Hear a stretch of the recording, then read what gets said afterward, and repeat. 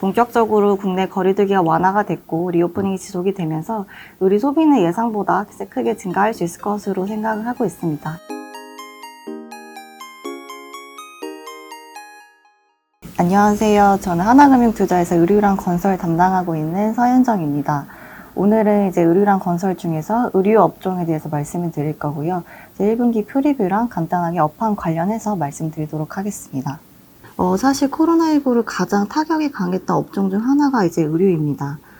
이제 2020년을 보게 되면 그 전체 의류 소비 지출이 약 한 18% 정도 감소를 했는데, 총 소비 지출이 한 4% 감소한 거에 비해서 의류가 이제 그 코로나 타격이 훨씬 강했던 것으로 이제 파악이 되고 있고요.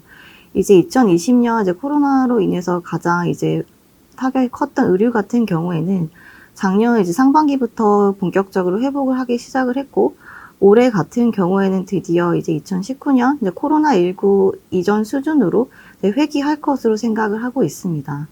그래서 이제 2022년 올해 같은 경우에는 국내 의류 소매 판매가 이제 크게 증가를 하고, 위드 코로나와 함께 그 소비 회복 효과로 인해서 전체 국내 의류 시장 규모는 약 6% 성장을 할 것으로 추정을 하고 있고요. 그에 대한 이제 생각은 이제 리오프닝이랑 이연수 효과가 더해질 거라고 생각이 되기 때문입니다. 의류 소비가 과거 2년, 2019년이랑 22년 때 민간 소비 증가율을 크게 하회를 하면서 이제 계속 부진했었던 상황인데, 의류 같은 경우에는 사이클이 어느 정도 있는 산업이기 때문에 2년 이상 이렇게 축소했던 의류 산업이 이제 이연수율가 크게 작년부터 발현되기 시작을 했고, 이게 한 1년 정도는 지속이 될 것으로 보고 있습니다. 그렇게 생각하는 이유는 사실 전년도 상반기부터 의류 소비가 보복 소비나 이제 소비 회복이 크게 회복이 되면서 이제 증가를 하긴 했었으나, 기저효과 이상으로 성장한 시점이 작년도 9월부터고요. 그렇기 때문에 의류가 보편적으로 내부재적 성격을 가지고 있어서 다른 산업군에 비해서 소비 사이클이 조금 긴 편인데, 그렇게 따지고 보게 된다면 최소 1년 정도 올해까지는 의류 소비 수요가 사이클적으로도 크게 증가할 수 있을 것이라고 보고 있습니다. 그리고 최근에 다들 아시겠지만 이제 리오프닝이 본격적으로 시작이 되고 외출 수요가 증가하면서 예상보다 의류 구매 사이클이 좀 더 길게 지속이 되고 있는 상황입니다. 그래서 이제 1분기 브랜드 업체를 좀 더 나눠서 보게 되면 이런 예상보다 양호한 의류 소비 기반으로 지금 실적 자체는 굉장히 양호할 것으로 파악이 되고 있습니다. 1분기 같은 경우를 보게 되면 사실 1, 2월이 전년도 코로나 때문에 굉장히 낮은 베이스가 있기도 하고요. 2월 같은 경우에 오미크론 확산 때문에 살짝 부진하긴 했었으나 3월 같은 경우에는 지금 견조한 소비 심리 기반으로 매출이 이제 반등한 것으로 파악이 됩니다. 1분기 같은 경우는 이제 백화점 기존점이 한 10% 성장을 했고, 그 백화점 내에서도 지금 패션 카테고리 비중이 상승을 굉장히 크게 하고 있는 상황입니다. 그렇기 때문에 이제 1분기 브랜드 업체를 보게 되면 내수 의류 업체들의 실적이 가장 돋보일 것으로 생각이 되고요. 반면에 이제 그 중국이나 면세 쪽 채널 같은 경우는 이제 살짝 부진한 상황입니다. 면세 같은 경우에는 지금 1분기 채널에서 한 플랫 정도 기록을 했고, 사실 중국이 3월 말부터 이제 봉쇄 조치가 본격적으로 들어가면서 중국 소비 둔화 불확실성이 다시 재확대가 되고 있는 상황입니다. 그래서 지금 사실 의류업체들 같은 경우에는 지금 실적이 나온 업체가 한섬밖에 없고요. 한섬 같은 경우에는 지금 매출이 17% 성장을 하고 영업이익 지금 30% 이상 상회를 했습니다. 그렇게 지금 한섬, 그리고 오늘 신인터 발표를 하게 되는데, 사실 한섬이나 신인터 같은 내수업체들 실적이 돋보일 것 같고, 지금 4월 같은 경우에도 백화점 기존점이 한 12% 정도 성장을 하고 있고, 지금 명품보다 지금 패션 카테고리 성장률이 더 높게 나타나면서 리오프닝이 본격적으로 이제 진행이 되면서 의류 소비 수요가 본격적으로 증가할 것으로 파악이 되고 있습니다. 그 국내 거리두기가 완화되고 위드 코로나가 진행되는 지금 이 시점이 가장 이제 의류 업체들 실적 모멘텀이 가장 크게 나타날 것으로 보고 있고, 전반적으로 브랜드 업체들 그리고 해외 매출 비중이 높은 업체들보다는 내수 의류들 업체들 방어적 측면에서 추천을 드리고 있습니다. 다음으로 이제 OEM 관련해서 말씀을 드리면, 사실 1분기만 보게 되면 브랜드 업체들 대비해서 주가 측면에서 OEM 업체들이 차별적으로 주가 상승이 이뤄졌습니다. 브랜드 업체들은 아까 말씀드렸지만 1분기 실적 자체는 굉장히 양호했지만 2월 같은 경우에 이제 국내에서도 오미크론 확산이 심각해졌고 그 중국 소비둔화 우려가 이제 3월부터 본격적으로 확대가 되면서 살짝 주가 측면에서는 부진했었던 부분이 있었었는데 OEM 업체들 같은 경우에는 반면에 예상보다 이제 미국 소매 판매 지표가 양호하게 나오고 이러한 이제 실적 기대감이 크게 반영이 되면서 연초 대비 큰 폭으로 OEM 업체들 주가 상승이 높았었다라고 보시면 될 것 같습니다. 그래서 왜 이렇게 OEM 업체들의 주가 상승이 좋았었냐라고 보게 되면 사실 전방 업황이 굉장히 양호한 상황입니다. OEM 업체들의 핵심은 이제 전방 시장 내에서 바이어들이 얼마만큼 재고 확증을 하느냐의 여부일 텐데 보편적으로 OEM 업체들의 전방 시장은 미국이라고 보시면 되고요. 이렇게 미국 같은 경우에는 이제 한국이랑 달리 유통업체들이 재고를 부담하는 경우가 대부분이기 때문에 이제 소매 판매나 재고 추이가 굉장히 중요한 지표로 작용을 하게 됩니다. 이제 의류 같은 경우 사이클 측면에서 크게 4가지로 나눠서 보실 수가 있을 것 같은데 가장 이제 호황기라고 볼 수 있는 게 수요가 좋으면서 판매 증감률이 크게 증가를 하고 이에 따라서 재고가 이제 플러스 구간으로 진입을 하면서 크게 증가할 때입니다.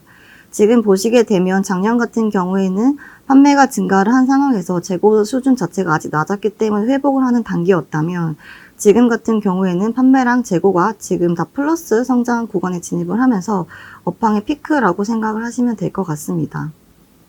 지금 3월까지 나온 미국 소매 판매나 재고 지표 같은 경우에도 소매 판매가 지금 YOY 7% 성장을 했고 재고 같은 경우에도 지금 13% 증가를 한 상황입니다. 지금 판매랑 재고가 동시에 진행이 되고 있는 의류 업사이클 국면에 진입을 했고 이렇게 업황이 호황기에 진입을 했기 때문에 의류 OEM 업체들의 지금 전방 업황 시장은 굉장히 양호한 상황이다 라고 보시면 될 것 같습니다. 사실 이렇게 업황 측면에서 양호한 부분도 있지만 지금 사실 코로나 때문에 미국 같은 경우에도 의류가 굉장히 큰 타격을 받았었고 판매 같은 경우에는 전년도 3월부터 본격적으로 크게 기저효과 이상으로 크게 올라오긴 했었으나 재고 같은 경우에는 아직도 팬데믹 이전 수준으로 회복이 되지 못한 상황입니다. 그래서 보게 되면 판매액 대비 재고 비율 같은 경우에도 아직 2.1배 정도이고 평균적으로 이제 판매액 대비 재고 비율이 한 2.4배 정도라고 보게 되면 아직까지도 여전히 절대적인 규모로 보더라도 낮은 수준이라고 생각을 하시면 될 것 같고 이렇게 전방 업황이 양호한 것뿐만 아니라 지금 우호적인 환경이 외부적으로 많이 조성이 되고 있는 상황입니다. 그 일례로 보게 되더라면 사실 이제 OEM 업체들 같은 경우에는 원가에서 이제 50%가 재료비로 구성이 되기 있기 때문에 그 재료비 중에서도 특히 면화 가격이 크게 상승을 하게 되면 원가 측면 부담이 되는 부분이 있습니다. 사실 이제 면화가 같은 경우를 보게 되면 이제 2월부터 좀 더 급격하게 상승을 하면서 이제 원가 측면 부담이 되는 게 확대가 됐었으나 지금 이제 면화를 구매할 때 당시의 달러랑 그리고 이제 면화 투입이 되는 시기와 이제 그리고 출하가 되는 시기에 원달러 환율이 크게 상승을 하면서 이제 이런 가격 상승을 일부 상쇄를 한 것으로 파악이 되고요. 그림을 보시면 알겠지만 지금 ASP도 굉장히 크게 증가를 한 상황이기 때문에 사실 수익성 측면에서도 지금 Q뿐만 아니라 그 P 측면에서도 지금 굉장히 우호적 환경이 조성이 되고 있습니다. 이제 일례로 사실 원달러 환율 효과를 조금 더 구체적으로 이제 보게 된다면 보편적으로 이제 OEM 업체들은 매출액의 100%를 한 달러로 인식을 하게 되고 이제 비용도 보통 달러로 결제를 하기 때문에 달러 강세가 우호적인 환경으로 작용할 수 있습니다. 이제 한세실업 같은 경우에도 이제 매출의 100%는 달러로 받게 되고 원가 측면에서는 한 75%를 달러로 받고 있습니다. 그래서 달러 비중 이제 이 넷 익스포저가 25% 정도가 이제 달러라고 보시면 될 것 같은데 그렇기 때문에 이제 이론적으로 원달러 환율이 한 1% 정도 상승을 하게 되면 영업이익이 한 3.6%가 증가한 효과를 확인하실 수 있고 당기순이익단에서는 2.8% 증가한 효과를 기대할 수 있기 때문에 지금 1분기 기준으로 보게 되면 그 원달러가 YOY 한 8% 정도 상승을 했기 때문에 지금 이렇게 달러가 강세가 되고 사실 전방 업황이 굉장히 양호한 게 OEM 업체들 측면에서 긍정적으로 작용하고 있다라고 보시면 될 것 같습니다. 이에 따라서 이제 대표적인 OEM 업체 한세실업 같은 경우에도 1분기 사실 베트남이 정상적으로 100% 가동률이 정상화되지는 않았지만 지금 원화 기준으로 40% 매출 성장을 보고 있고 2분기랑 3분기 같은 경우에도 최소 2자릿수 이상 성장할 것으로 파악이 되고 있습니다. 네, 이상 이제 브랜드랑 OEM 업황 나눠서 자세하게 말씀을 드렸고, 지금 이제 본격적으로 국내 거리두기가 완화가 됐고, 리오프닝이 지속이 되면서 의류 소비는 예상보다 크게 증가할 수 있을 것으로 생각을 하고 있습니다. 이게 이제 의류 업종, 지속적으로 관심이 필요하다고 생각하고 있습니다. 네, 오늘은 여기까지 말씀드리겠습니다. 이상입니다.